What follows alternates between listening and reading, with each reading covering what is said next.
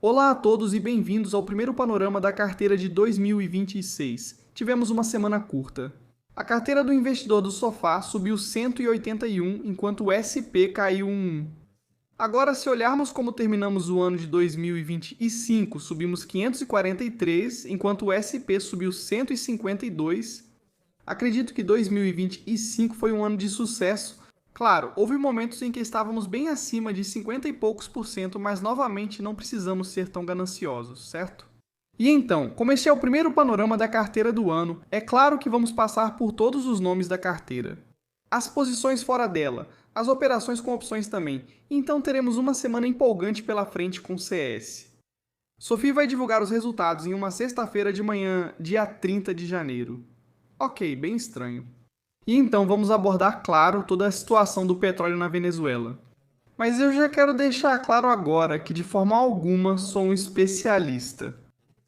Então, Cris, aqui com o meme, sabe? Eu sou meio que um especialista em petróleo e Venezuela. Bem, eu não sou. Vou mostrar as informações e dados disponíveis que encontrei e, claro, analisar novamente alguns dados de mercado. Alguns gostam, outros não, e tudo bem. Eu só mostro tudo o que encontrei para que vocês possam tomar suas próprias decisões. Nos próximos minutos, horas e dias. Alguns dados interessantes, na verdade, e depois vamos falar sobre dados específicos de empresas também. Tivemos algumas notícias sobre a OpenAI e o Pinterest, certo? A notícia do Pinterest no ano passado foi que a Amazon estava querendo comprar o Pinterest. E alguns anos atrás, na verdade, era o PayPal que estava interessado em comprar o Pinterest. Vamos falar sobre isso e sobre a Micron Transmedics. Recebi uma breve nota de um analista da Piper Sandler. E claro, vamos encerrar o vídeo com a sessão de esportes e algumas coisas de entretenimento. Ah, e no episódio dessa semana estou adicionando aqui algumas coisas muito legais de Pokémon. Certo, então primeiro vamos começar aqui, com núcleo e ferro. Ainda tenho 600 ações de ferro a cerca de 2.397. Eu também possuo CoreWeave. Tenho 30.446 ações a 8.741, ainda com queda de 923% nessa posição. Na sexta-feira, ambos subiram bastante. Um ótimo começo de ano. Será que veremos o mesmo numa segunda-feira?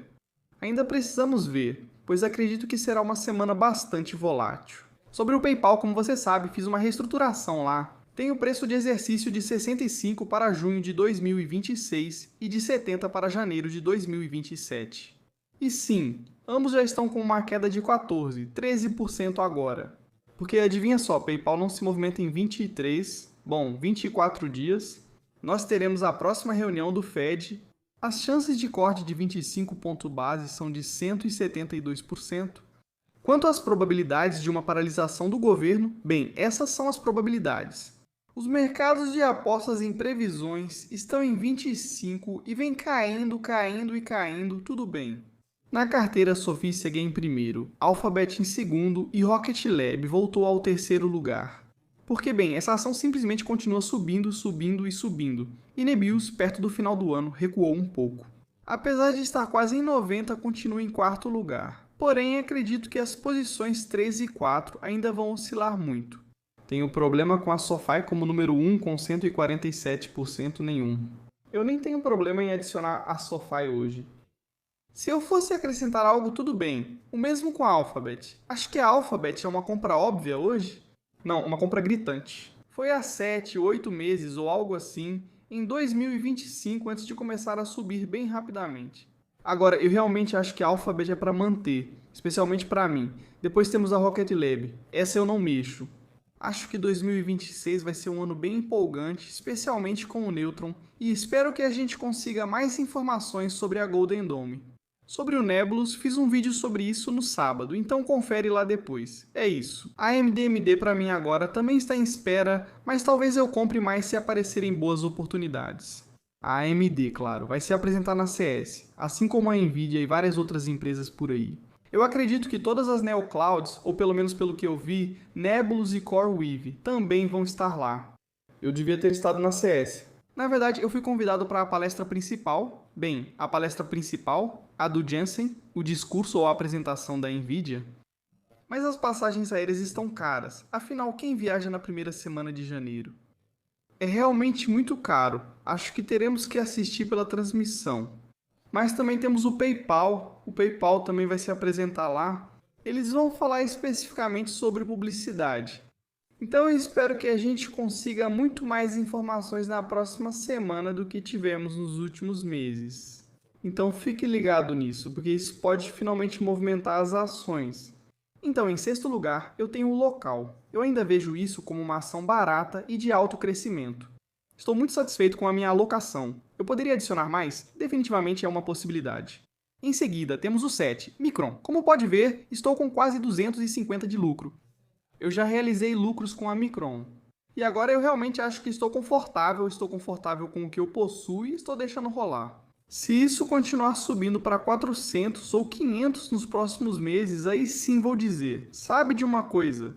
Cumpriu o seu propósito, vamos ver se conseguimos investir esse capital em outro lugar, mas até agora tem ido muito bem. Sim, o PL ainda está barato comparado a algumas outras empresas do setor de semicondutores, especialmente considerando as taxas de crescimento, tanto na receita quanto no lucro da Micron.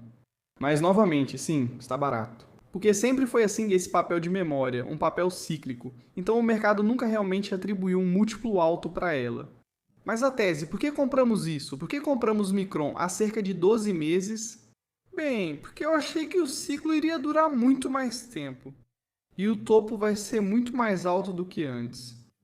Acontece que eu estava certo, então parabéns para todos nós. Depois temos a Uber. A Uber é uma dessas empresas na minha lista de crescimento de valor para 2026. Acho que a Uber vai superar o mercado. Eu acumulei um pouco mais perto do final de 2025, aí temos a posição em dinheiro. Eu quero que ela cresça um pouco? Sim, potencialmente, então é isso. Meta é a mais barata, ou uma das 7 mais baratas agora. Também é uma empresa. Comecei a adicionar mais para o final de 2025, especialmente neste portfólio de aposentadoria. Para quem não sabe, é só Meta, Amazon, Mercado Livre, mais Alphabet e Tesla. São 5 posições ali. Elas estão lá há bastante tempo, eu raramente mexo nisso, mas aqui eu decidi, sabe? Por que não estabilizar os nomes de alto crescimento com alguns nomes como Meta, como Alphabet, alguns nomes mais baratos, como Alibaba, Micron? Quando adicionamos esses, até mesmo Uber, eu ainda considero muito barato. Agora, falando da Alibaba, ainda que a $155, como você sabe, entrando em 2025 eu comprei a Alibaba. Tem ido muito bem. Claro, já esteve mais alto. Acho que em 2026 vai surpreender ainda mais pessoas. Depois temos as empresas de menor capitalização, certo? Esses nomes menores que eu venho comprando. No fim do ano, por isso algumas ainda estão no vermelho, se não a maioria. Nós temos Shift 4, estou com uma queda de 165%. Para mim, Shift 4 é apenas incompreendida. É uma empresa barata que está crescendo organicamente e, claro, inorganicamente através de todas as fusões e aquisições. As aquisições, claro, da Global Blue e das outras duas adicionais. Isso aconteceu, eu acho, nos últimos meses. Mas sim, agora existe essa questão sobre a dívida. No final do ano passado, eles levantaram algum dinheiro para garantir que a dívida ruim fosse removida, além de todo o resto. Eles ainda têm tempo. Acho que o primeiro impacto, digamos assim, começa em 2030 ou 2029, algo assim. Se atingirem a meta, a taxa de saída do fluxo de caixa livre ajustado de 2027 em $1 bilhão deve ser mais que suficiente. Agora eles têm $1 bilhão para recomprar ações. Acho que vem recomprando bastante, ou pelo menos espero. Passando para o próximo, agora é a vez da Rubrik. A Rubrik estava bem acima disso após divulgar seus resultados trimestrais. A ação decidiu, ou o mercado de ações decidiu, sabe? Ok, legal. Um trimestre incrível, realmente impressionante. Boas projeções revisadas para cima, na verdade. Mas sabe de uma coisa? Ah, dane-se isso. Vamos derrubar de novo e voltamos aqui a $75. Eu não teria problema em acumular um pouco mais com o Oscar. Eu venho acumulando mais para o final do ano, um pouco mais. Agora, vamos ver o que acontece, é claro, com toda essa ACA aprimorada e talvez uma reestruturação, vamos ver. Já estou exposto a esse nome e com queda de 12. Se cairmos ainda mais, voltando para 12, vou adicionar um pouco mais. E então, claro, ainda tenho algumas ações do PayPal, e agora elas também estão com uma queda de 5% aqui. Depois temos a Pagaia. Agora, aqui diz que a Pagaia subiu 1%. Mas minha média foi uma posição que precisei transferir para essa carteira. Minha média era cerca de 2.312, então ainda estou no prejuízo. Embora aqui apareça que estou no positivo, o número acho que escrevi nos comentários dessa posição aqui, É 2.312 passando para a ação com pior desempenho. E agora é a Duolingo. Duolingo. Eu só vou acumular se eu sentir que a administração está fazendo o que deveria fazer depois do próximo relatório de resultados. Certo? Eles mudaram de estratégia e optaram por isso. A estratégia é primeiro aumentar usuários ativos mensais e diários e só depois focar no dinheiro. Beleza, vamos ver se funciona. Se funcionar, vou acumular mais para baixar meu custo médio. Você pode perguntar por que não faço isso agora. Como disse, dessa vez entrei pesado e cedo demais. Não é coisa de retrospectiva. Isso foi o que eu disse mesmo quando eu estava só uns 5, 10 para baixo. E aí temos as 3 últimas posições aqui, que são só uma ação da Palantir, 4 ações da Nvidia e aqui uma posição bem pequena na Apceleira. Aposta de alto risco. Se der certo, ótimo. Se não, paciência. Acho que tenho, deixa eu ver. Essa posição vale... tenho 1000 ações. Então, para mim, começar o ano com isso, eu estou bem satisfeito. Algumas pessoas vão dizer, você só tem empresas ruins, empresas extremamente voláteis. Mas, por outro lado, ao olhar essa lista, claro que há alguns nomes de beta alto, mas eu ainda acho que a maioria não está supervalorizada, nem chega perto disso. E então, como eu disse, nos próximos dias a SES vai acontecer, então espere bastante notícias saindo e até alguns movimentos nas ações. Como disse desde o início, já divulgamos os resultados do quarto trimestre e do ano de 2025, 30 de janeiro, sexta-feira, às 8 da manhã no horário do leste dos Estados Unidos da América. Muito estranho, quero dizer. Não é estranho eles fazerem isso de manhã, só é estranho fazerem isso numa sexta-feira. Certo, focando na situação da Venezuela, especialmente no petróleo, vamos começar porque saiu muita informação dizendo que a Venezuela está em primeiro lugar aqui. Eles têm 300 bilhões ou outro número absurdo, então vamos buscar todas as informações possíveis. Claro, leve algumas dessas informações com um certo ceticismo porque a gente realmente não sabe o que está acontecendo naquele país. Então, quando olhamos para a produção de petróleo medida em terawatts-hora, vemos que os Estados Unidos aumentaram substancialmente. O que aconteceu nas últimas 2 décadas enquanto a Venezuela está aqui embaixo agora? Você provavelmente já viu essa imagem antes, ou esse dado. Reservas de petróleo por país, esses números estão em bilhões de barris. O número 1 aqui é a Venezuela, com 300 bilhões. Depois vem Arábia Saudita, Canadá, Irã e Iraque. Os suspeitos de sempre na lista. Agora, a carta do Kobek aqui escreveu o seguinte. A Venezuela possui 303 bilhões de barris de petróleo bruto, que Trump afirma estarem sob controle dos Estados Unidos da América. Não acho isso correto, mas tudo bem. O petróleo está a 57 por barril, avaliando as reservas da Venezuela em 173 trilhões. Ok, ótimo. Agora, se você olhar o gráfico aqui à direita, verá o seguinte, o colapso da indústria petrolífera venezuelana. A nação latino-americana já foi a maior exportadora de petróleo do mundo, superando a Arábia Saudita. Mas então o socialismo chegou e um colapso se seguiu. Você pode ver claramente o que aconteceu desde o início deste século. Agora, é claro, o que acontece quando, de repente, esse país não é liderado por um ditador? Bem, eu acho que esse número pode chegar a talvez 2, quem sabe, talvez 3 milhões de barris por dia ao longo do último ano. Se você olhar para o preço do Brent, ele caiu 21 para cerca de 602. Eu acredito que o petróleo bruto está em torno de 57 agora. Aparentemente existem diferentes tipos de petróleo bruto.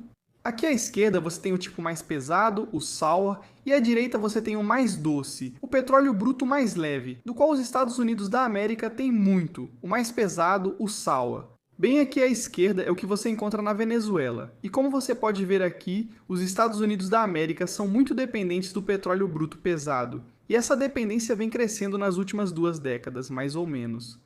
Agora, felizmente para os Estados Unidos da América, como você pode ver aqui, a costa do Golfo do México, ou Golfo da América, como você quiser chamar. Há muitas refinarias para, adivinha só, o petróleo venezuelano, o petróleo pesado. E claro, isso apresenta uma oportunidade, então nem todo o petróleo é igual. A maior parte do crescimento da nova oferta nos últimos anos, como o nosso, o xisto é leve, doce. Como vimos na imagem, isso está totalmente à direita. Quanto à Venezuela, essa era a que estava totalmente à esquerda. Eles possuem as maiores reservas mundiais de petróleo pesado e ácido. Segundo Gêmeos, o petróleo pesado e ácido é espesso, sulfuroso e difícil de refinar. A maioria das refinarias globais não consegue processá-lo. Adivinha? Refinadores da costa do Golfo dos Estados Unidos da América gastaram décadas e bilhões para construir refinarias avançadas, feitas para transformar óleo pesado em diesel e gasolina de alto valor. Agora, o interessante aqui é que não faz muito tempo, a Agência Internacional de Energia projetou um enorme excedente de 38 milhões de barris por dia para 2026. E essa é a Agência Internacional de Energia. E então, neste momento, tenho certeza de que muitas pessoas estão procurando maneiras de ganhar dinheiro com isso. Olhando para as refinarias, certas empresas dos Estados Unidos, certo? Elas definitivamente podem se beneficiar de tudo isso. Agora, é importante observar que essas coisas vão levar um tempo. Minha previsão é que no curto prazo, vamos ver muita volatilidade e talvez o preço do petróleo suba um pouco. Mas a longo prazo, se é claro tudo isso for bem sucedido e a transformação acontecer, então isso vai levar obviamente a um petróleo mais barato, o que leva a uma energia mais barata, o que leva a tudo mais barato, ou pelo menos esperamos que tudo fique mais barato. Vou deixar vocês com este gráfico aqui. Esta era a produção de petróleo bruto há 25 anos. A Venezuela produzia 3 vezes mais do que o Texas. Em 2019, o Texas estava produzindo 7 vezes mais do que a Venezuela. É tudo o que eu tenho para te contar sobre esse assunto de petróleo por enquanto. Tenho certeza de que nos próximos dias vamos ter muito mais novidades. Estou me posicionando em relação a alguma coisa aqui? Não, na verdade não. Estou focado na minha carteira e nos ativos que tenho, agora analisando dados específicos do mercado. E isso é do último dia de 2025, 31 de dezembro. A razão total PUTCO estava acima de 112. Veja o que ocorreu com o São Paulo 500 quando isso acontece. Como pode ver, após 2 ou 3 meses, 100% das vezes o São Paulo estava positivo no curto prazo, um dia depois, apenas 45% das vezes ele estava positivo. Bem, nós sabemos que um dia depois, que foi na sexta-feira, nós estávamos positivos. O que ocorre quando o São Paulo 500 quebra uma sequência de 7 meses de alta? Que é exatamente o que aconteceu, como você pode ver 2 meses depois. Com base nisso, eu diria que esses dados já são suficientes, não é muita coisa, mas é melhor do que nada. 2 meses depois, o mercado estava em alta 100% do tempo, após 6 meses em 78% do tempo. Embora, em média, ainda tivesse subido 86%. Agora, o Dow Jones, esse negócio subiu por 8 meses seguidos agora. Isso não aconteceu tantas vezes na história, mas temos alguns casos. Aqui estão alguns dados para analisarmos. Como você pode ver, 2 meses depois, 3 meses depois, 100% das vezes o Dow estava positivo, 8 meses depois, 10 meses depois, também estava 100% das vezes positivo, e um ano depois, 88% das vezes. Então as probabilidades estão definitivamente a seu favor. Quanto à empresa Tesla especificamente, porque tivemos algumas informações que saíram esta semana, então já são 7 dias seguidos que as ações da Tesla caíram depois disso. Claro, ela subiu bastante no final de 2025, mas isso não aconteceu muitas vezes na história. Agora, como você pode ver, depois de 7 dias de queda, geralmente temos um dia de alta agora. Com relação à Tesla especificamente, recebemos os números de produção e entrega do quarto trimestre e, claro, a implantação de energia. O total de entregas foi 418.227, abaixo da estimativa de 422.850. As entregas dos modelos X, UX e 3 somaram 406.585. O número estimado era 404.930. Então, um ficou um pouco abaixo e o outro um pouco acima. Quanto à implantação de energia, um recorde aqui de 142 gigawatts-hora, o setor de energia da empresa vai muito bem. Passando para os dados mais recentes do mercado que foram na sexta-feira. O que ocorre com o S&P 500 após abrir com alta acima de 0,3% no primeiro pregão do ano? Aqui você vê o que acontece no dia seguinte, segunda-feira. Em 71% das vezes ficou positivo. Mas é claro, agora temos um cenário totalmente novo pela frente, então muita coisa pode acontecer nos próximos dias. Quanto ao Nasdaq e ao QS aqui, isso é basicamente o que aconteceu antes. Mas realmente acho que agora estamos em uma situação diferente. Olhando para as small caps, o Russell 2000 aqui. Quando o oscilador McClellan cai abaixo de 114, geralmente é algo positivo para os touros. Especialmente se você observar 1, 2 ou 3 semanas ou até um mês depois. Historicamente, com os dados disponíveis, um mês depois o Russell 2000 ficou positivo em 100% das vezes. Eu realmente acho que já está na hora dessas small caps começarem a se movimentar. O que aconteceu com o Nasdaq Composite quando ele caiu por 5 dias consecutivos enquanto estava a 3% de suas máximas históricas? Aqui nós não temos tantos dados assim para analisar, mas mesmo assim estou mostrando tudo o que está disponível. Faça o que quiser com isso. Se você olhar o que acontece 2 a 3 meses depois, 100% das vezes o Nasdaq ficou positivo. Um ponto interessante é que a confiança do consumidor dos Estados Unidos da América, medida pelo percentual que espera ações mais caras em 12 meses, está bem alta. Está bastante alto, e isso realmente não aconteceu tantas vezes antes. Aqui temos 2024 duas vezes, 24 e duas vezes 2025. Infelizmente para nós, no curto prazo, as probabilidades definitivamente não estão a nosso favor. Mas se você olhar 7 meses, 8 meses depois, 100% das vezes o São Paulo estava positivo. Fiquei surpreso ao ver isso, pois não esperava que em 2025 a confiança do consumidor estivesse tão alta, especialmente quanto aos preços das ações. Passando para notícias de empresas, temos a Similarweb e a participação do tráfego de inteligência artificial generativa. Então, no final de 2024, o ChatGPT tinha 872 do mercado Gemini 54 no final de 2025. ChatGPT 68, Gemini 182. Como as coisas mudam, não é? Indo para as notícias do OpenAI e Pinterest. Eu acho que isso vai acontecer? Duvido muito o OpenAI. Primeiro, eles não têm dinheiro. Vamos ser honestos, quero dizer, quantas vezes temos que responder e fazer essas perguntas? Eles deveriam realmente focar nos 13 trilhões que já se comprometeram para os próximos anos, em vez de pensar em adquirir o Pinterest. Eu até entendo o motivo, certo? Pela questão das imagens e todo esse aspecto das redes sociais. Mas eu prefiro que eles não façam isso. Indo para a Micron e até aqui, a SanDisk. Segundo a DigiTimes, o mercado de memória seguirá apertado até 2026, pois os investimentos em inteligência artificial mantêm a demanda acima da oferta. Para 2026, estimam que o fornecimento de memória dinâmica de acesso aleatório cresça 15 a 20% e a demanda 20 a 25%. Para a NAND, o fornecimento suba 13 a 18% e a demanda 18 a 23%. A demanda por servidores realizando a maior parte do trabalho aumentou cerca de 40 a 50% ao ano. Se você acompanha este canal e a Micron, sabe que a administração sempre diz: estamos crescendo o mais rápido possível. Há simplesmente uma quantidade insana de demanda e continuaremos investindo para atender a essa demanda. Às vezes isso resultou na queda das ações um pouco, mas depois sim as ações se recuperaram porque o trimestre foi simplesmente insano, insano mesmo. Aqui há um aumento repentino. O preço-alvo subiu de 270 para 330 dólares, mantendo classificação de desempenho acima da média. As orientações para o segundo trimestre indicam preços de DRAM mais fortes no curto prazo. O preço médio de venda do DRAM deve aumentar de 20 a 25% no primeiro trimestre de 2025, que é um tipo muito estranho de pescada. A demanda por inteligência artificial está impulsionando as necessidades dos data centers mais rápido do que a oferta pode acompanhar. Então, os riscos da revisão limitada de capex se devem à restrição de espaço, não à possível normalização da demanda em 2027. Concordo. E claro, toda essa questão entre China e Taiwan também é um grande risco, puramente para os negócios. Porque, novamente, Micron é uma empresa dos Estados Unidos da América. Quanto a Transmedics, Piper Sandler está novamente se manifestando aqui, mantendo a classificação de overweight e o preço-alvo em 140, o que resulta em um potencial de alta de 15% em relação ao preço atual. Nos últimos 12 meses, essa ação subiu 62% com base em resultados muito bons, ótimas projeções e superando bem as expectativas do mercado. A empresa ainda é muito pequena em valor de mercado, bem abaixo de 10 bilhões de dólares.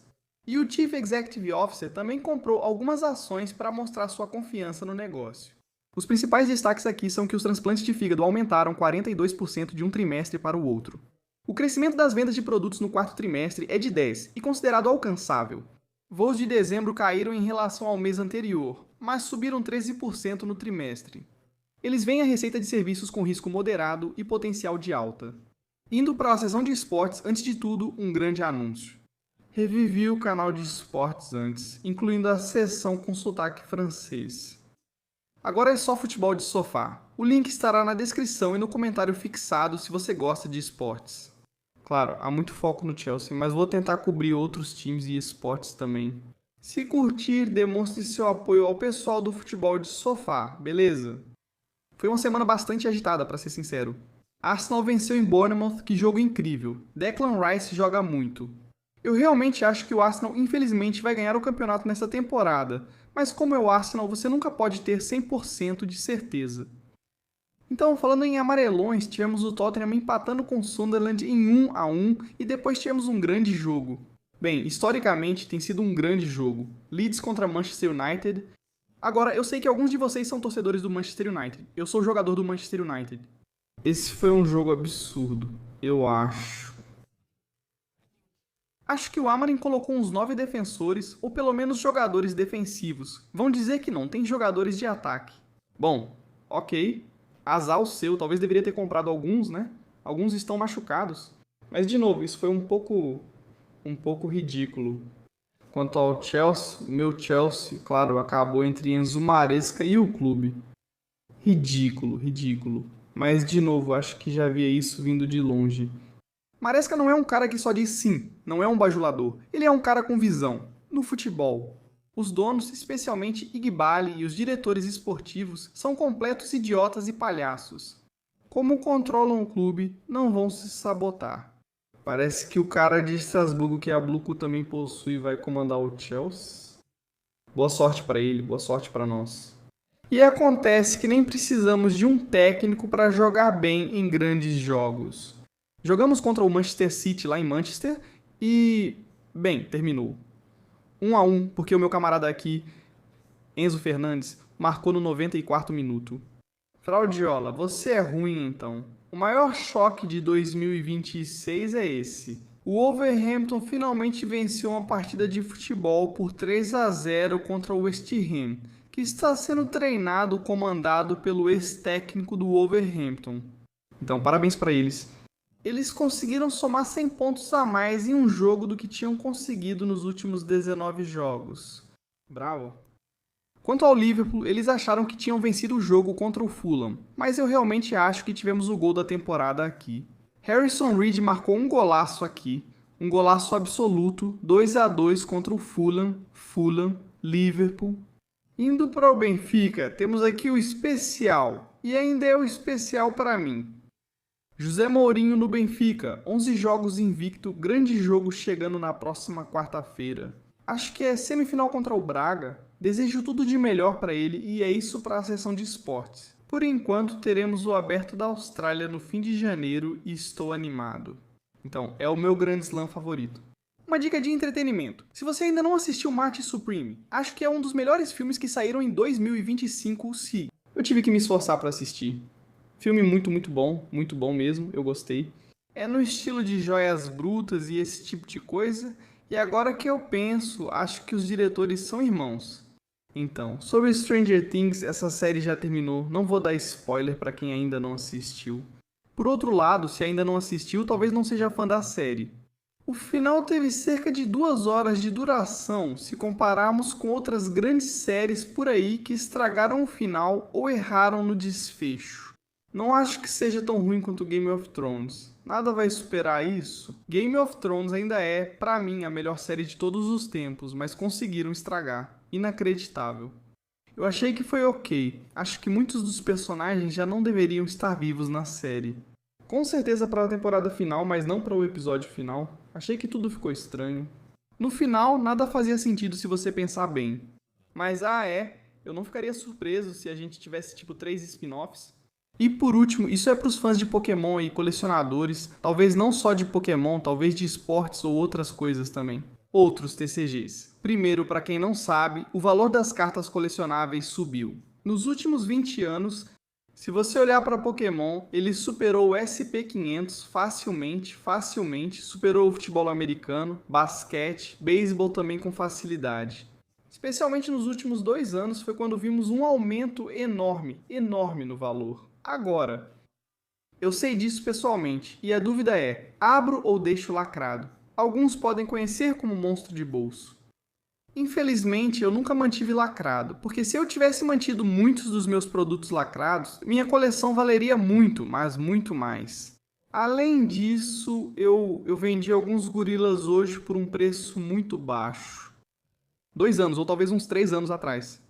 Porque eu queria o dinheiro para investir em ações. Mas eu deveria ter mantido em cartas de Pokémon. Porque elas superaram a carteira, quero dizer, superaram tudo com facilidade. Agora, à direita. O que eu coloquei aqui são nomes de coleções que estou analisando, a maioria delas são coleções mais novas. Depois as raridades, ilustrações especiais, raras, ouro, 5 treinadores, arte alternativa, 5 MATs, rara variante alternativa, entre outras. Depois, as taxas de obtenção com base no Trading Card Game Player, as taxas de obtenção para qualquer SR naquele conjunto e, em seguida, a taxa de obtenção para o SR específico que você deseja. Raio Negro, que é um dos conjuntos mais novos para o SR específico. Você tem uma chance de 0,09% de conseguir algo tão insano assim, agora. Eu sei o que as pessoas vão perguntar. Como você avalia cartas de Pokémon? É só uma pessoa disposta a pagar mais por essa mesma carta do que a outra, certo? Aquela coisa do maior tolo. Sim, parecido com o Bitcoin, né? Mas nesse caso você realmente possui, você pode ver. Talvez tenha também algum valor emocional, e acho que é assim que você valoriza isso. O que, novamente, para pessoas que compram o que gostam, torna investir em papelão muito mais fácil, porque de qualquer forma você está comprando o que quer. Se você quiser abrir alguns pacotes e manter o resto lacrado, tudo bem, é isso que eu tenho feito agora. E então, você é algum tipo de colecionador? Me conte aí embaixo na seção de comentários. Talvez eu vá ao Collection de Miami Fort Lauderdale no final de fevereiro, então se você for lá, me avise. Certo, é isso por hoje neste episódio. Foi um episódio extremamente longo, mas é o primeiro do ano, então tínhamos muita coisa para falar. Muita coisa aconteceu. Espero que tenha gostado. Compartilhe seus pensamentos e previsões nos comentários abaixo. A gente se vê no próximo.